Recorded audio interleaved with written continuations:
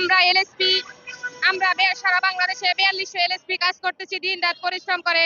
আমাদের প্রান্তিক খামারিরা খামার যে তারা উন্নয়ন করতেছে সেই উন্নয়নমূলক কি তারা আগে জানতো না, কিন্তু আমরা এই এলএসপিরা বন্যায় করোনাকালীন সময়ে তাদের পাশে ছিলাম, তাদের পাশে আছি, তাদের পাশে থাকবো।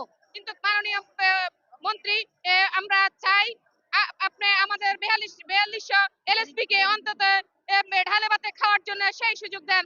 আমরা আর সম্মানই পেতে চাই না।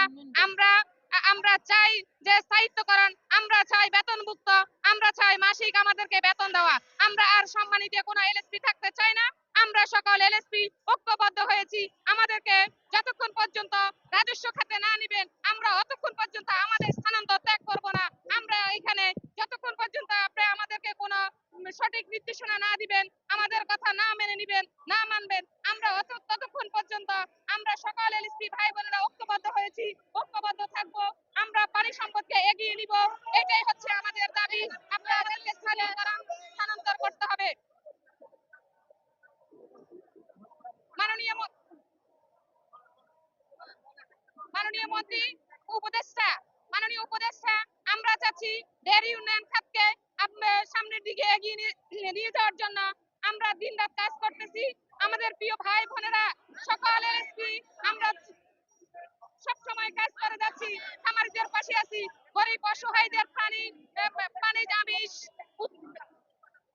আমিষ যাতে তারা খেতে পারে, তাদের চাহিদা মেটাতে পারে। যে অসহায় আমাদের যে মায়েরা আছে, যেমন গর্ভবতী মাদের প্রচুর পরিমাণ আমিষের প্রয়োজন হয়, একজন দুগ্ধদানকারী মায়ের তার প্রচুর পরিমাণ আমিষের প্রয়োজন হয়, পানিজ আমিষের প্রয়োজন হয়। কিন্তু আমরা যদি প্রান্তিক খামারিরা যদি আমরা এলএসপিরা যদি না কাজ করি তাহলে আমাদের খামারিরা ঝরে পড়বে। আমাদের মা বোনদের যে আমিষের চাহিদা সেটা আমরা সেই সময় মতো খেতে পারবো না। তাহলে আমাদের যে সন্তানেরা আসবে নবনির্বাচিত, তাদের কিন্তু সেই আমিষ যদি অপুষ্টিহীনতা হবে, তারা পুষ্টিহীনতার কারণে মারা কিন্তু অকালে মৃত্যুবরণ করবে। আমাদের যে সন্তানরা ভূমিষ্ঠ হবে তারা পুষ্টিহীনতার কারণে মারা যাবে। তাই আমি মাননীয় মন্ত্রীকে উপদেষ্টার কাছে বলতে চাই যে আমাদেরকে এই 4200 এলএসপি কে আপনি ছেড়ে দিবেন না।